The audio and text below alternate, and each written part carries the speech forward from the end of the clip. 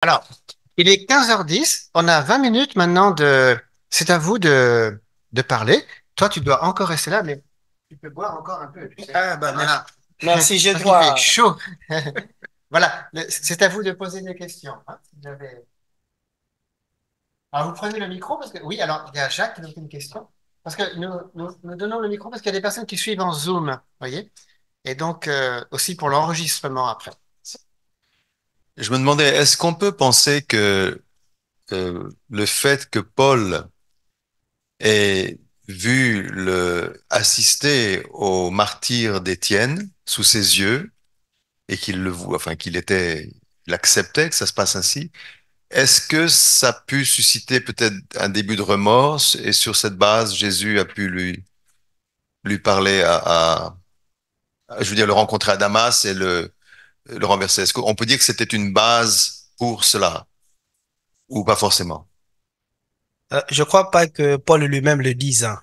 Mais peut-être on peut entrer dans la réflexion psychanalytique et puis aller jusque-là.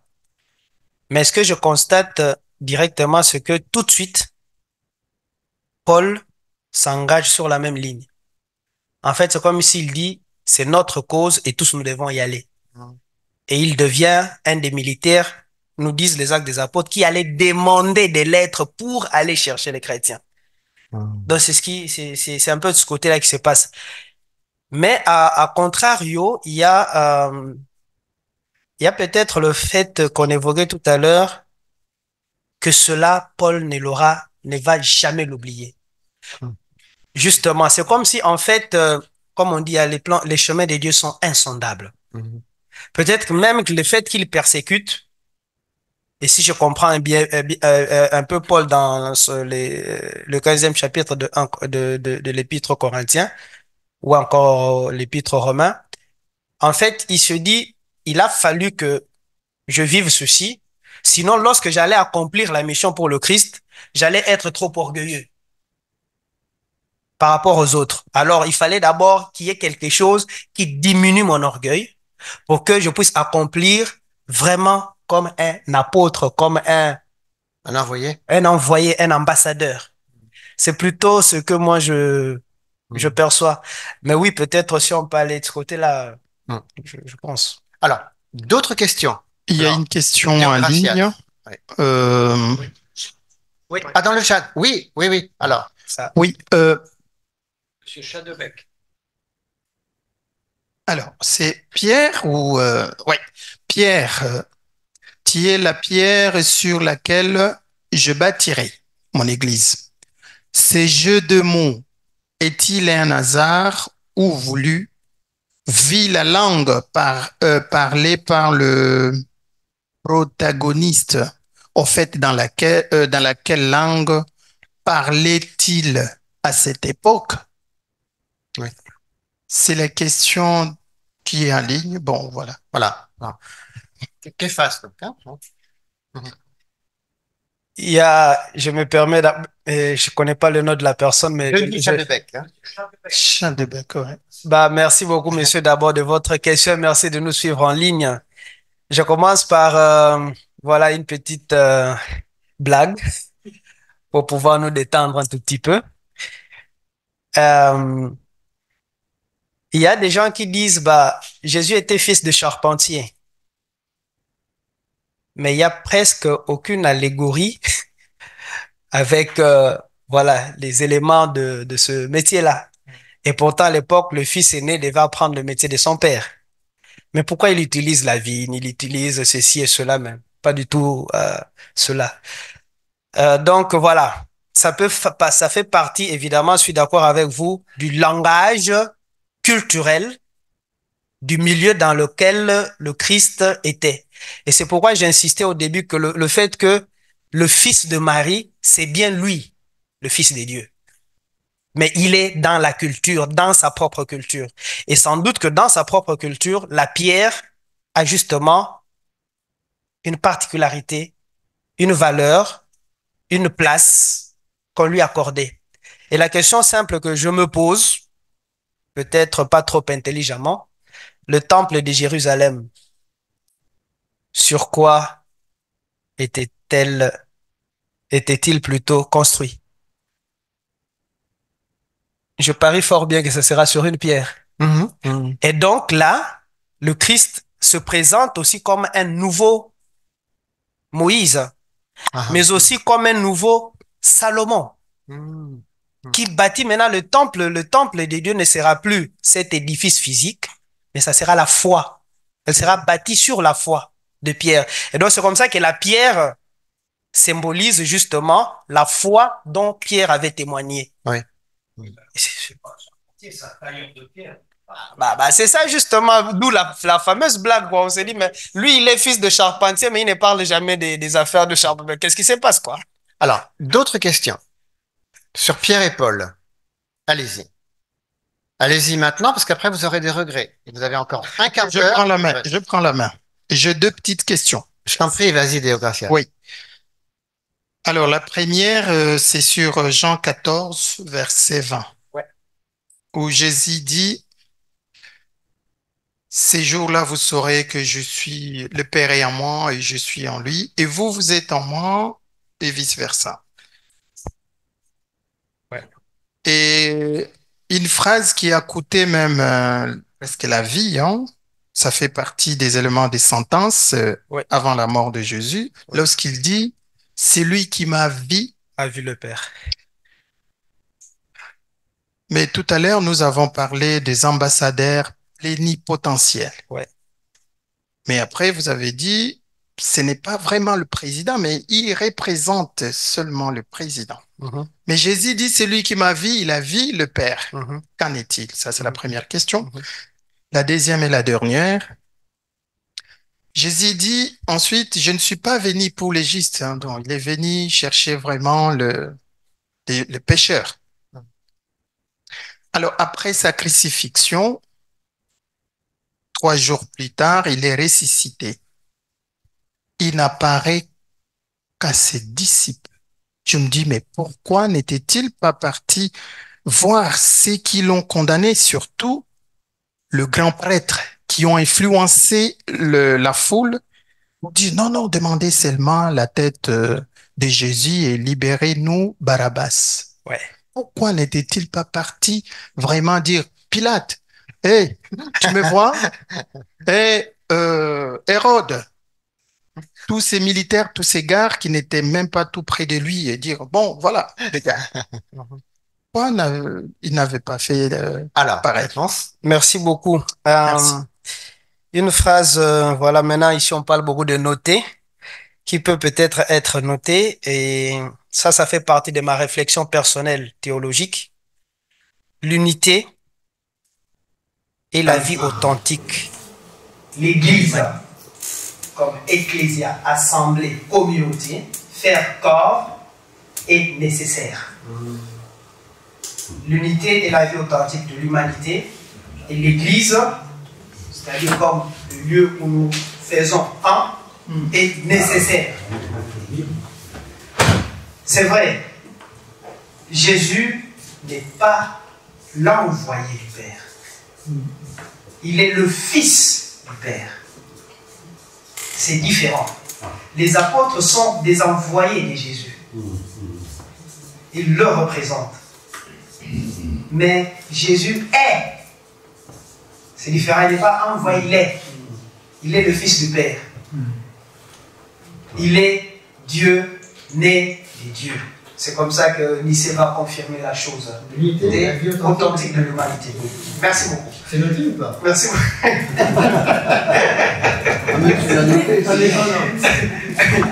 Je pense que tes élèves ne sont...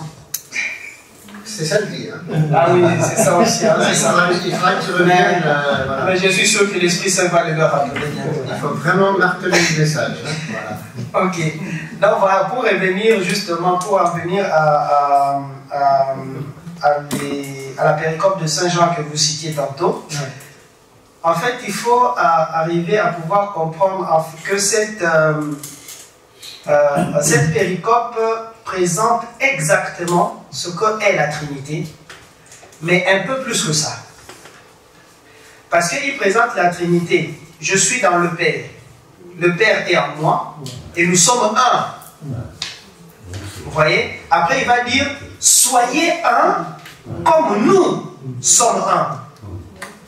Et il va prier pour nous dans la prière sacerdotale pour dire, mais écoute Père, qu'ils soient un comme nous, nous sommes un. Eux en moi et moi en toi. Voilà la mission. Voilà la mission de Jésus-Christ. Alors, de la Trinité, on passe à l'unité, du coup. Exactement. C'est pourquoi j'ai dit que l'unité est l'essence de l'humanité.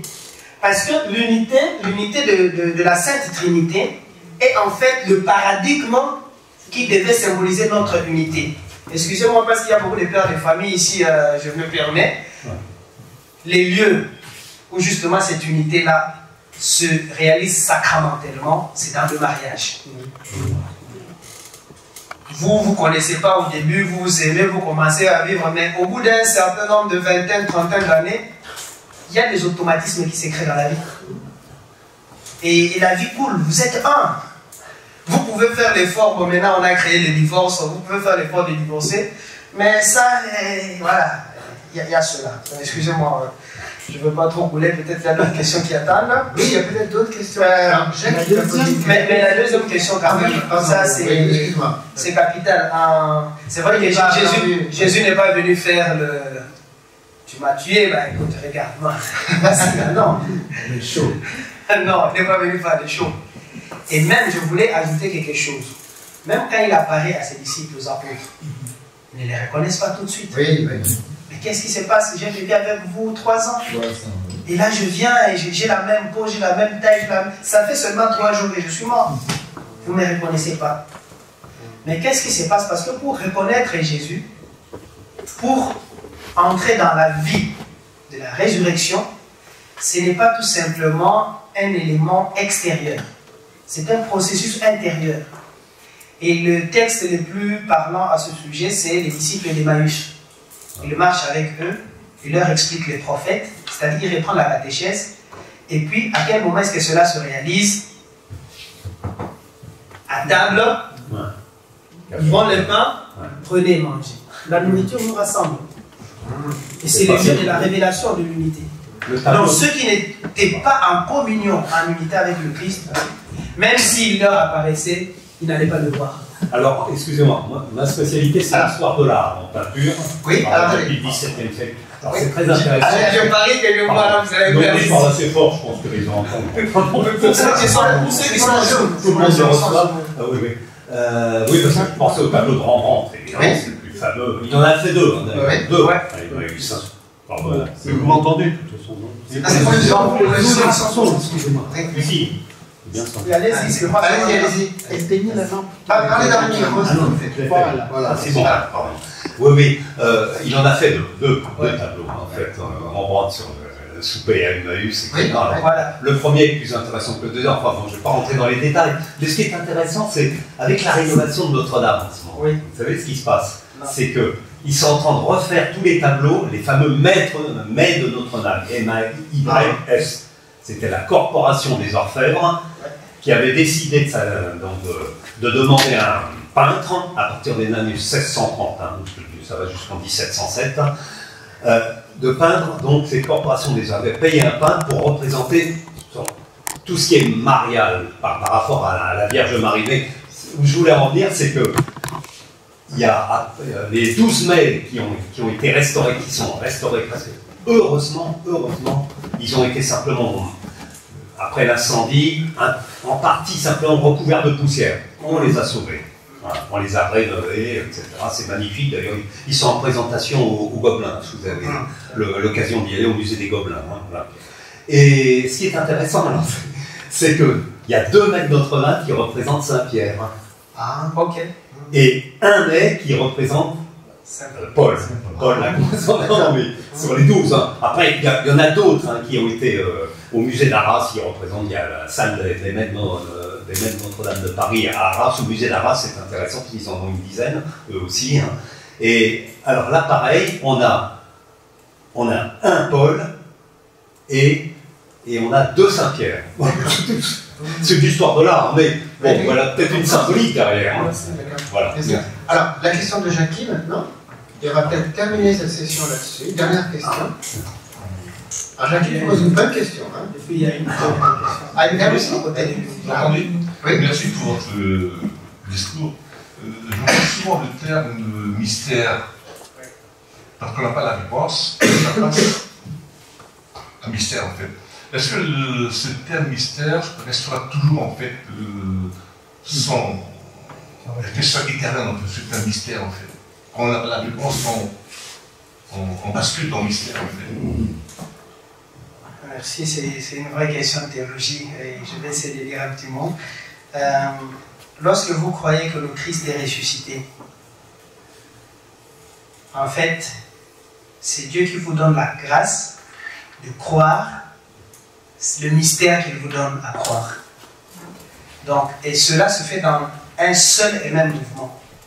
Dieu se donne à vous à la fois en grâce, mais aussi dans la grâce qui vous permet de pouvoir croire au mystère qui est là-bas. Et le mystère n'est pas quelque chose de matériel, voilà, physique simple, mais des éléments physiques peuvent nous aider à nous rapprocher d'un mystère. Je prends un mystère peut-être qui nous est beaucoup plus familier, l'Eucharistie. Le mystère de l'Eucharistie, par la bénédiction ou la consécration du pain et du vin, nous communions au corps et au sang du Christ. C'est un mystère inouï qu'on ne pourra pas comprendre, mais notre foi nous permet de nous en approcher et de pouvoir vivre une grâce en nous. Le mystère de la Trinité, on ne pourra pas, le mystère, on ne peut pas le comprendre. Je fais le geste de comprendre, voilà, prendre avec totalement. On ne peut pas comprendre le mystère. La nativité, l'incarnation dont on parlait tout à l'heure, on ne peut pas le comprendre. Mais on s'en approche. On s'en approche de façon asymptotique. Mais pas vraiment de façon verticale. On ne peut pas y arriver. Et ce qui nous permet justement d'accéder ou d'approcher le mystère, c'est la révélation.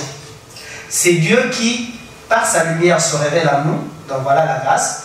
Il se révèle à nous. Et par la révélation qu'il nous fait, alors, il nous permet de pouvoir éclairer notre foi. Donc le mystère comme mot, dans sa définition, peut-être il restera comme ça, mais dans la réalité du vécu, il y a quand même un mouvement de notre côté qui se fait, mais qui répond déjà à un mouvement vraiment permanent que Dieu fait pour pouvoir s'approcher de nous et se révéler à nous. Merci beaucoup. Eh bien, alors, une toute dernière question, mais très brève, parce que nous arrivons aux 90 minutes. Là. Oui, j'ai deux questions. Oui, très brève. La première question, on parle de... Quand on lit la Bible, on se retrouve que Pierre et Paul. Il semble que dans